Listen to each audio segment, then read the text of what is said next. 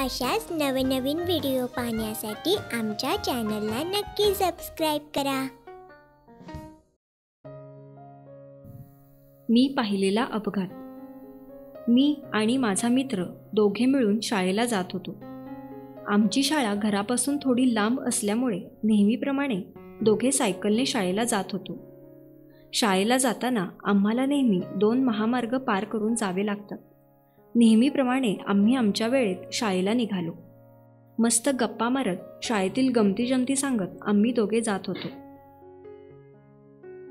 महामार्ग जवळ आला म्हणून आम्ही सावधानी बाळगून सायकल चालवत होतो।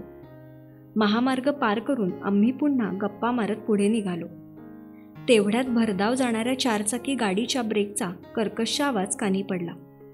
आमच्या सर्वांच्या नजरा तिकडे वळल्या। महामार्गावरील गाड्या थांबल्या। लोकांची गर्दी जमलेली दिसली। मोठा अपघात झाला असणार अशी शंका आमच्या मनात आली।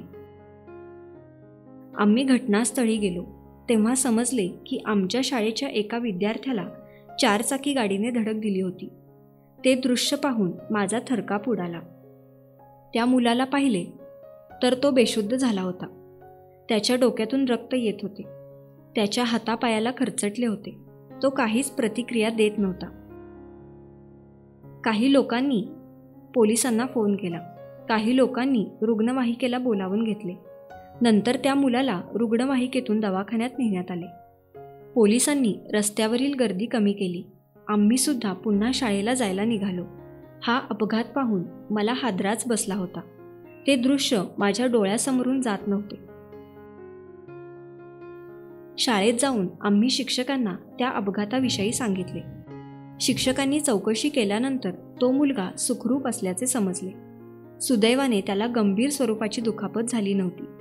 त्या दिवशी माझे कुठेच लक्ष लागत नव्हते। डोके सुन्न झाले होते। आम्ही अपघाताचे दृश्य सांगितल्यानंतर सर्वजण थक्क झाले। या अपघातामुळे एक गोष्ट मात्र मला समजली की कोणताही रस्ता पार करताना रस्त्यावरील वाहने पाहून रस्ता ओलांडायचा। नीट लक्ष देऊन मित्रांशी गप्पा न मारता व्यवस्थित रस्ता पार करायचा, म्हणजे असे अपघाताचे प्रसंग येत नाहीत। वाहतुकीच्या नियमांचे पालन केल्याने सुद्धा अपघाताचे प्रसंग आपण टाळू शकतो।